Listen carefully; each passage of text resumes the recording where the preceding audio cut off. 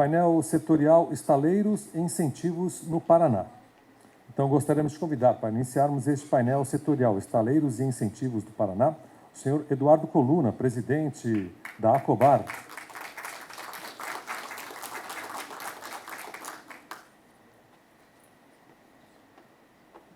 Seja bem-vindo, Coluna. E também convidamos o senhor Rodrigo Campos, diretor-geral do estaleiro Fluvimar.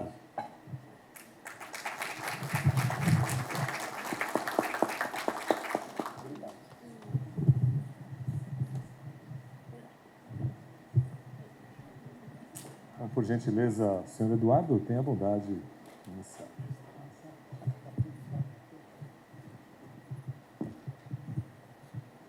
Bom dia a todos. Mais uma vez, muito bom estar aqui com vocês. Esse congresso já acontece há muitos anos. Por um bom período, ele acontecia em São Paulo. E, de um tempo para cá, nessas iniciativas do Grupo Náutica, em estar percorrendo todo o Brasil, e a ACOBAR apoiando essa iniciativa, como é apoiadora dos eventos, a gente procura estar junto e explicar um pouco do que o setor tem a nível de números e de potencial. Queria pedir vou pôr umas imagens.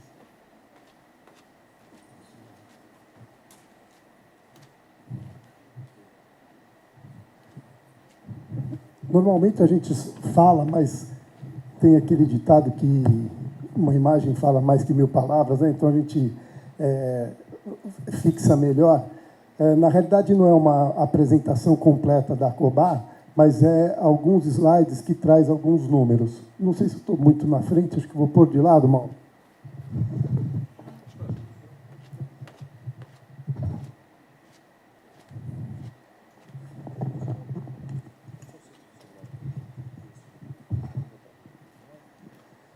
Então, a ACOBAR é uma associação, uma entidade de classe que há 48 anos vem defendendo e trabalhando em prol do setor náutico como um todo, né?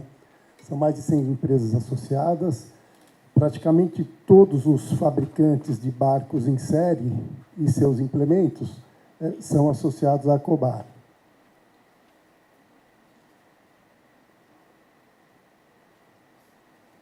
Está meio complicado de mudar aqui. Opa. Bom, nós vamos falar um pouco de incentivo, né? Ontem eu comentei, isso que vocês estão vendo em azul, que representa Santa Catarina, até 2009, mais ou menos, era São Paulo e Rio de Janeiro. Por que isso aconteceu? Devido ao incentivo concedido, as empresas que estavam lá se fortaleceram e novas empresas se instalaram. Então, vocês veem que tem 65% hoje em Santa Catarina. Eu diria até que já está praticamente 70%. Numa conversa com o governador, num evento, discutindo justamente a questão de como pode fortalecer o Paraná a nível de indústrias, eu falei para ele exatamente isso, que tendo benefício fiscal, as empresas vão ser atraídas. E foi concedido benefício. O Rodrigo vai até falar um pouquinho também, ele está no Paraná e aderiu ao benefício. Então, isso faz com que você traga junto também os seus implementos, os fornecedores e tudo que envolve a fabricação da embarcação. Isso é um pouco dos números que a gente tem nos últimos 3 anos. Então, vocês veem o quanto gera de emprego direto na construção da embarcação. O faturamento em bilhões, o mercado vem crescendo da pandemia para cá. Esse ano a gente estima uma estabilidade, mas é possível que a gente feche com um crescimento também. Esse é um mapa que mostra bem como a gente, quando fala em decreto de incentivo fiscal, não existe a renúncia fiscal, porque você passa a arrecadar mais do que quando você tinha uma taxa de ICM, um percentual maior. Como vocês sabem, o ICM de embarcações é 25%. Em Santa Catarina é 3,5%, por isso teve essa atração. Paraná também hoje é 3,5%. São Paulo e Rio é 7%. Mas olha o resultado em Santa Catarina. Ou seja, eles arrecadam muito mais com um percentual menor. Essa é a frota nacional de barcos, por tamanho. Esses dados são da Marinha do Brasil.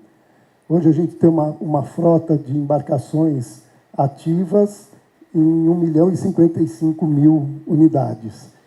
A grande maioria, vocês veem que estão aí até os seus 39, 40 pés, desse total de 1.050.000 unidades. Como esses barcos estão distribuídos? Ontem o André Andregueto estava falando, né, que o Paraná estava em segundo lugar, e está mesmo. Vocês podem ver ali embaixo, São Paulo tem 177.000 embarcações inscritas, o Paraná tem 71, é o segundo lugar. Ou seja, com todos esses movimentos, com os boat shows, com toda essa atração, tudo que foi falado aqui, das ações da Itaipu, junto com o Grupo Náutico, o Turismo Náutico, isso vai aumentar muito, com certeza. Ali só um mapa mostrando um pouco. O 8º distrito é o que está São Paulo, Paraná e o sul de Minas. Então, é o distrito número 1, em quantidades. Aqui a gente estava falando, né, o Hernani comentou ontem sobre o Boat Show, ele ser um centro para um monte de coisas que acontecem ao redor. O barco é a mesma coisa. Tudo isso está ligado à fabricação de um barco. O barco ali é o que menos importa, porque nasce o barco e tudo isso é gerado a partir daquele barco fabricado. Uma estrutura de apoio náutico, essa é uma pesquisa feita em São Paulo, numa parceria da Acobar com o Fórum Náutico Paulista. Esse Fórum Náutico foi criado também num boat show, quando foi convidado o governador, o Hernani, na ocasião, convidou o Geraldo Alckmin, governador, ocasião de São Paulo, e nós inauguramos o Fórum Náutico. Foi feito um bom trabalho que até hoje perdura, e lá nós assinamos uma série de benefícios, e uma das coisas bacanas é essa pesquisa. Isso foi elaborado em 2017. Então, vocês veem, uma infraestrutura de apoio náutico, uma marina, com 300 embarcações, gera 141 milhões de reais por ano. Então, entre direto e indireto, o emprego direto e indireto induzido e o valor de arrecadação que tudo isso traz para aquele município, para aquele local. E olha que a gente tem um déficit de 55.000 embarcações. Então, ações como essa aqui de Itaipu, com tantas cidades à beira do lago, quantos desses barcos podem estar migrando, podem vir novos, que a fabricação não para, não pode parar, né? Então, isso foi os envolvidos para a gente fazer essa pesquisa. Esses números que eu falei sintetizam o tamanho do nosso setor. Ainda tem muito para crescer. Eu falei ontem que os Estados Unidos produz 330.000 barcos por ano. Nós produzimos 4.500. Com toda essa água, com todo o potencial, a gente pode ainda buscar muito mais, né? Então, eu vou passar a palavra para o Rodrigo e, qualquer dúvida, estou à disposição.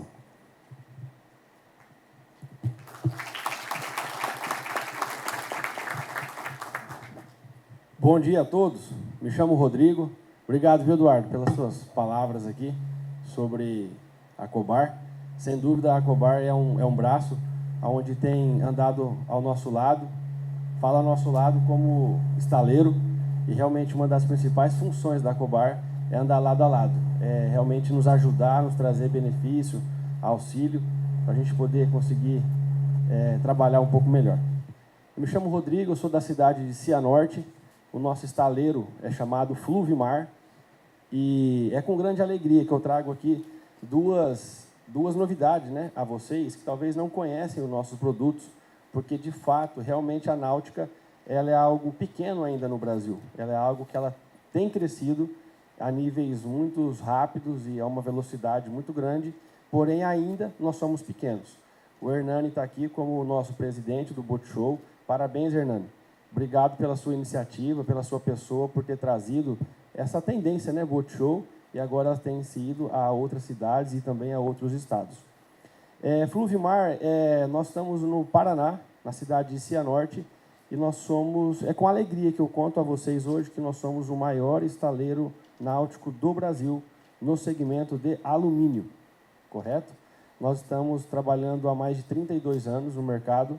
Nós começamos pequeno, como todas as empresas começam um dia, e nós somos líderes na fabricações de pontoon boats, correto? Pontoon boats são catamarãs com 3 cilindros, todo produzido em alumínio e inox. Os nossos 3 produtos são alumínio ou inox, justamente para ir para o mar e não ter essa questão de ferrugem. E nós começamos a produzir pontoon boats em 2018. Nós trouxemos essa tendência dos Estados Unidos. Em 2018, nós começamos com um barco. Em 2019, nós já estávamos produzindo 4. Em 2020, nós fomos para 6. Em 2022, nós já fomos para 8. E logo nós ampliamos o nosso parque fabril, investimos em tecnologia. E hoje nós estamos com a fabricação na casa de 20 pontoons boats por mês. Isso nos tornou o maior produtor de pontoons do Brasil. E também nós somos o maior produtor de lanchas, de barcos de pesca em alumínio, em termos de volume.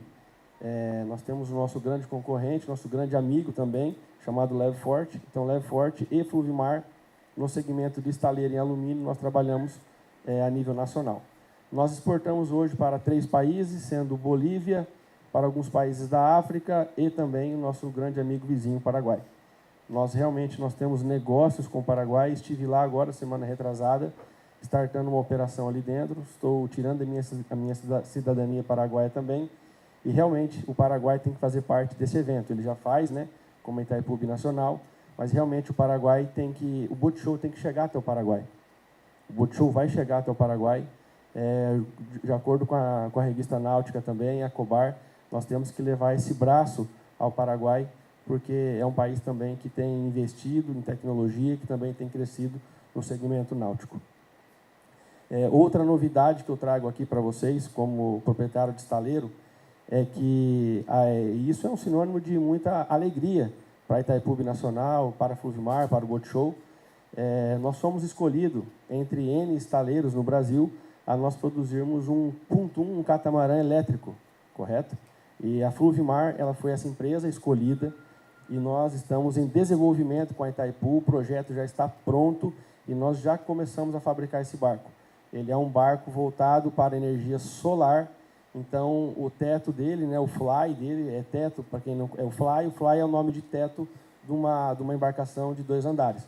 Então o fly deste barco, ou o teto desse barco, ele será todo revestido em placas solares, gerando energia para esses motores e também para a sua navegação. Então, esse é um projeto da Fluvimar com Itaipu Binacional. Esse projeto, sendo aprovado pela Itaipu após pronto, nós iremos produzir 50 unidades desse barco para nível de Brasil. Realmente é uma novidade.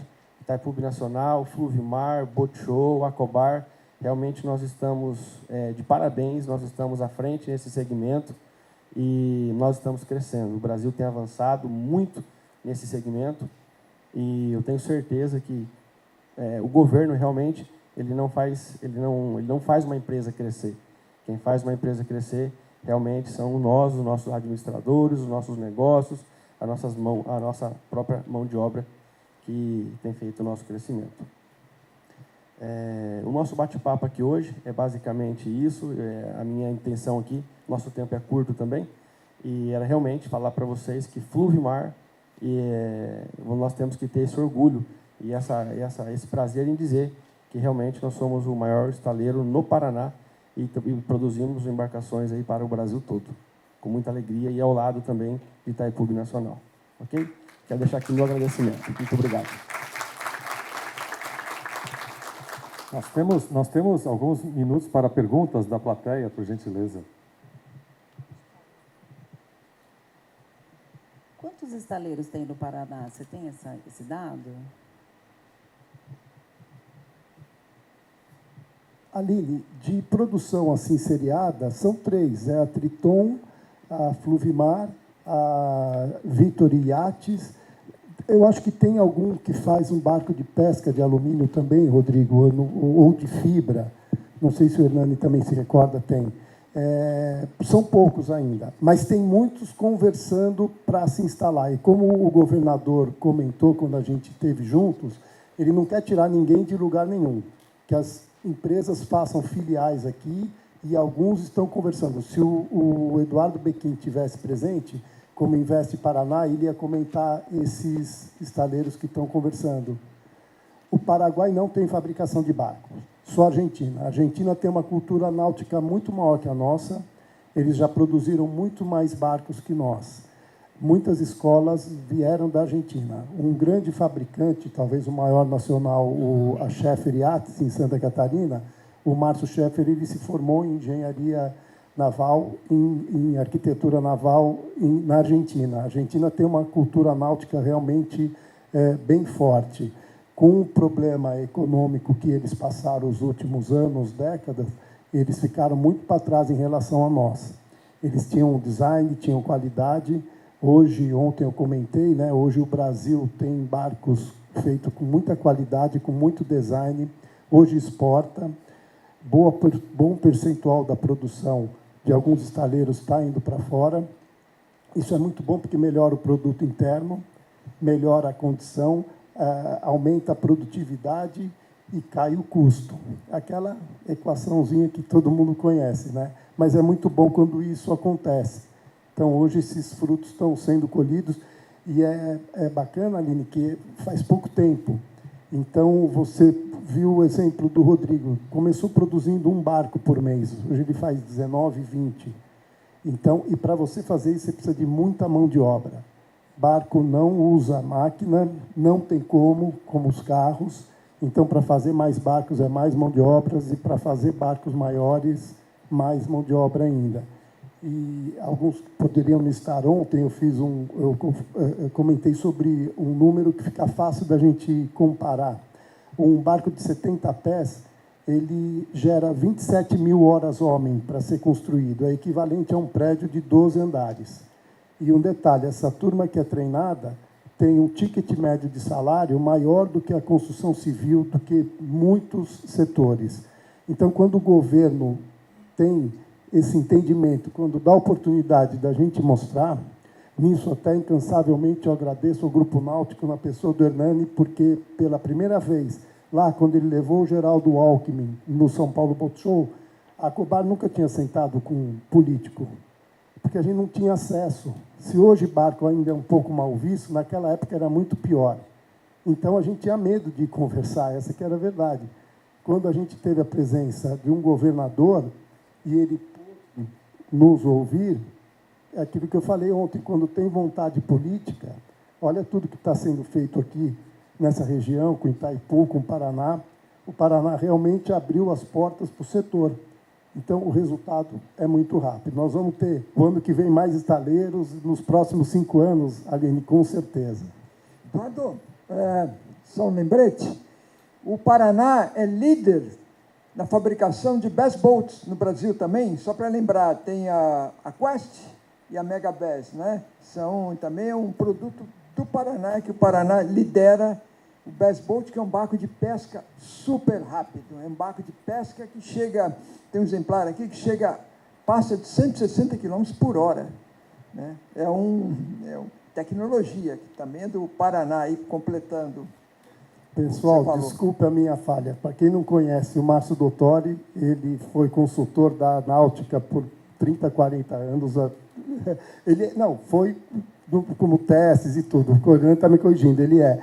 E como grande conhecedor do setor, foi falha minha, Márcio, eu realmente não conheço esse mercado do bass boats, porque como a Acobar, ela é a Associação dos Construtores de Barcos de Esporte e Recreio, deveria estar os de pesca também, mas como tem já toda uma sinalização, existe até o Ministério da Pesca e tudo mais, então a gente nunca quis conflitar. Mas eu já ouvi falar dessa empresa assim, quando a Aline perguntou sobre os estaleiros, o Hernani até fez um sinal que sim, teria algum, e é importante essa informação. Quer dizer, isso pode crescer mais, né, Márcio? Com certeza.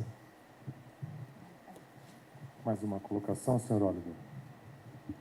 A minha pergunta é sobre materiais. Eu escutei alumínio, a gente sabe de fibra de vidro. Tem outros materiais, né, que a gente sabe. Onde vocês compram esse material? Como é que é comprar fibra ou comprar alumínio? Estou pensando em termos de estratégia de produção, melhoria, de textura. Por exemplo, a Itaipu, ou o lago, poderia ter um tipo de embarcação específica para o lago, para os usos do lago. A gente escutou o pessoal que fez o trajeto lá de Rosana, né? As coisas que eles enfrentaram são as coisas que muitos vão enfrentar. A minha provocação é sobre materiais. Como é que vocês se sentem sendo um centro gerador de barcos em termos do suprimento de materiais? Eu vou falar primeiro da fibra, Rodrigo, e já te passo para você falar do alumínio. A fibra de vidro, Oliver, ela, apesar de ser um material que, para ser manipulado, ele agride o meio ambiente, mas você tem cabines que, na produção, controlam isso. Então, tem filtros, você não emite para a atmosfera nenhuma partícula, e a parte sólida ela é controlada para o descarte. Então, a resina ela tem produção nacional, mas são empresas multinacionais instaladas no Brasil.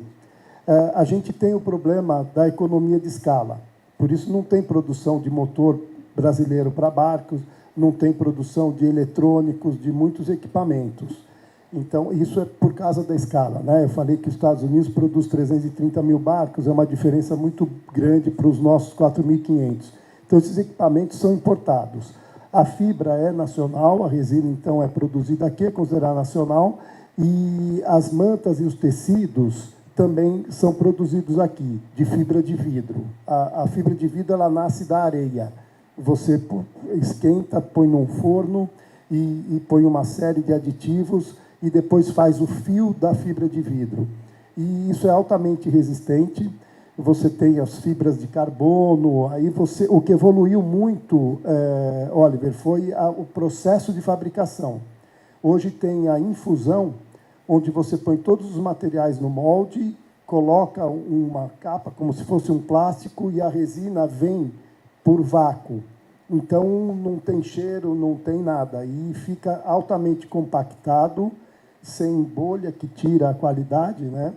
Então, para a gente ter uma ideia, muitos aviões têm as asas feitas de fibra de carbono, todos os carros de Fórmula 1 são em fibra de carbono, e o barco usa essas tecnologias. E a fibra de vidro, Oliver, ela tem a facilidade do design. Aí o Rodrigo vai falar um pouco, você no alumínio, no aço, você tem dificuldade para ter o design. E uma das coisas que atrai o barco de esporte e recreio é o design. Então, fica difícil assim um pouco fugir da fibra de vidro por isso. Muito bem. Em 2022, nós contratamos um art design da Argentina para poder desenvolver um pontoon boats para nós em alumínio. Tubulões em alumínio e toda a parte de cima em fibra de vidro, gel coat. E nós nos deparamos com um mercado muito difícil de trabalhar. Nós tentamos em Cianorte por 6 meses, contratamos mão de obra, engenharia, arquitetura, porém nós não conseguimos desenvolver, porque realmente é um mercado, é um trabalho bem profissional. E nós optamos por levar essa base nossa para Santa Catarina, na cidade de Itajaí, onde Itajaí tem um braço da Fluvimar, onde produz esses barcos para nós em fibra.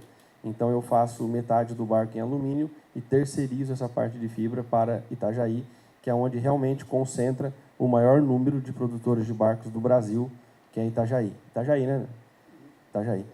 E com o segmento de alumínio, nós optamos sempre por comprar e por valorizar a nossa cidade local.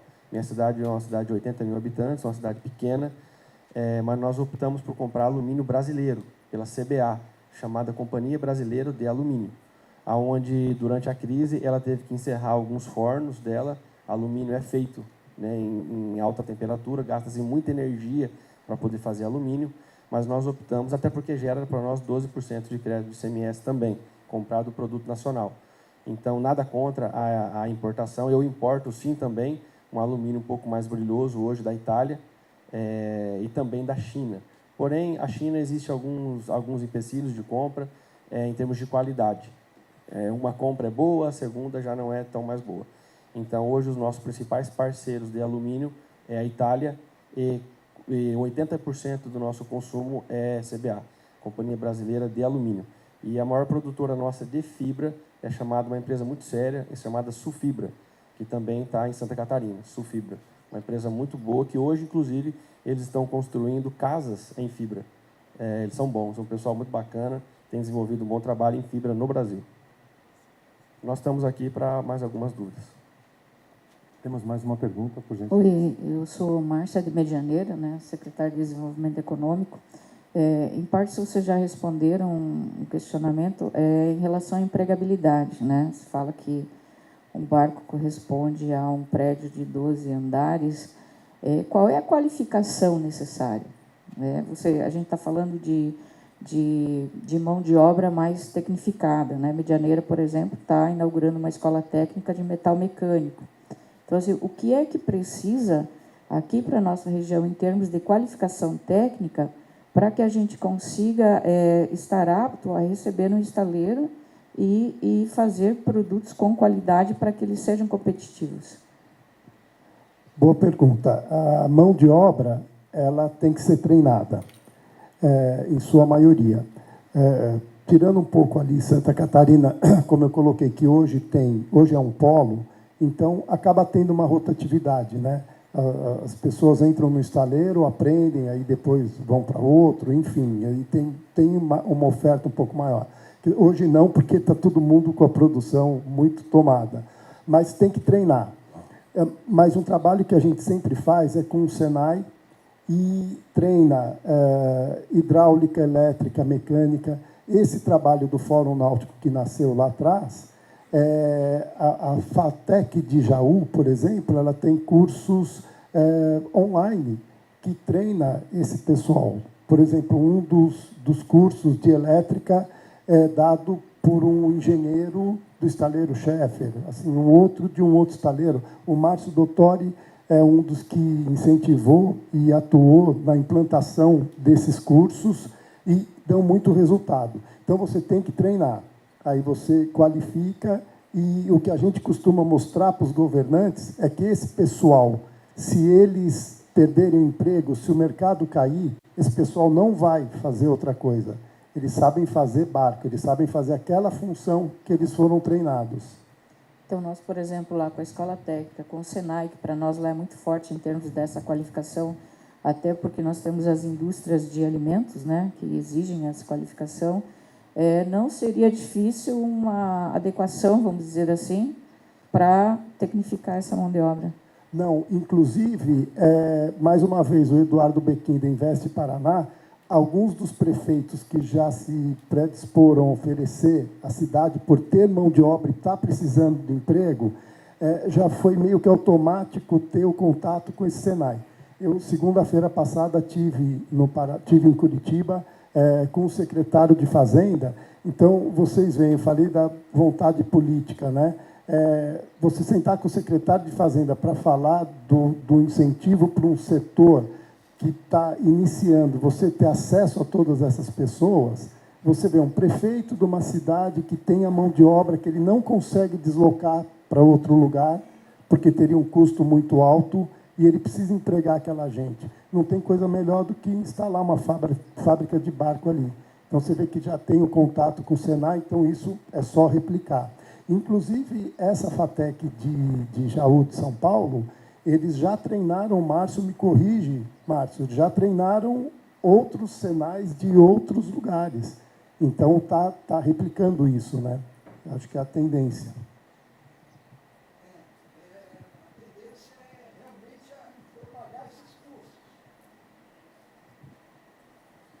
Realmente a tendência é essa, né?